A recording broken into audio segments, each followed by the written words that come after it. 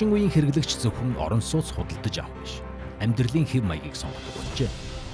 Silk Road төсөл нь орон зай, үйлчилгээ, орчны уялдаа хэрэглэгчийн туршлагыг нэг цогт систем болгон төлөвлөж, премиум амьдралын шинэ стандартыг тодорхойлж байна. Энэ нь зах зээлийн хүлээлтийг өөрчилж байна.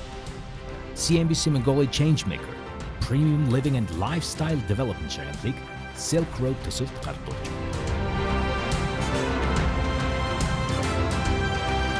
Номын холдон компани барилга, үл хөдлөх эрхэлсэн захирал Шинэхүүтэй ярилцж байна. Саммитэд хүрэлцэн ирсэн танд баярлалаа. Бас шагнал гартаа авсанд баяр хүргэе. Баярлалаа. Одоо энэ хүндэттэй шагналыг хүртсэнтэй мэдээж баярлж байна. Нөгөө талаас бас анхдагч нь байсантай бүр таатай байна. Нөгөө талаасаа гэх юм уу тогтвортой хөгжил, тогтвортой төлөвлөлт гэдэг сэдвээр бид нэр категориор бид шагнал авсан.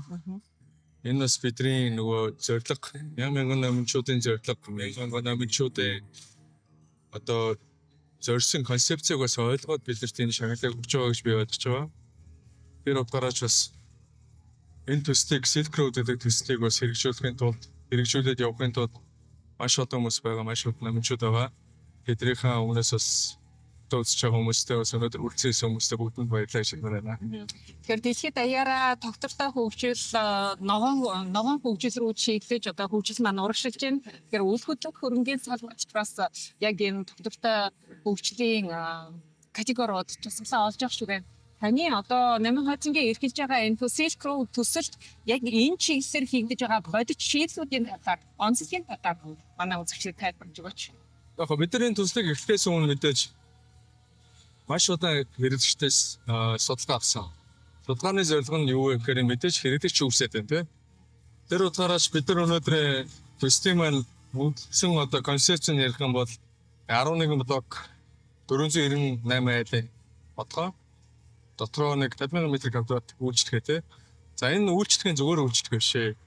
Энэ дотор хүний хэрэгцээд бүх юм байгаа. Дээрээс нь усан бассейн, спортыг хичээл ерөн хүний хэрэгцээнд бүхэл байгаа. Өөрөөр хэлбэл манай номын холдонгийн нэг зарчим байдаг юм л та. Хүний хэрэгцээний цөм бүрэн гэж ярьдаг бол бид нар амьдралын хэрэгцээний цөм бүрэн гэдэг гэр бүлийн гишүүн болгон зориулсан үйлчлэгийг энэ зорж байна. За ерөн энэ концепт цаанаас анх гарчсан байх гэхээр бид нар судалгаа явуулж байхад хотын альч бүсд ерөн бол үлдэрж байгааг ойлгоод байна.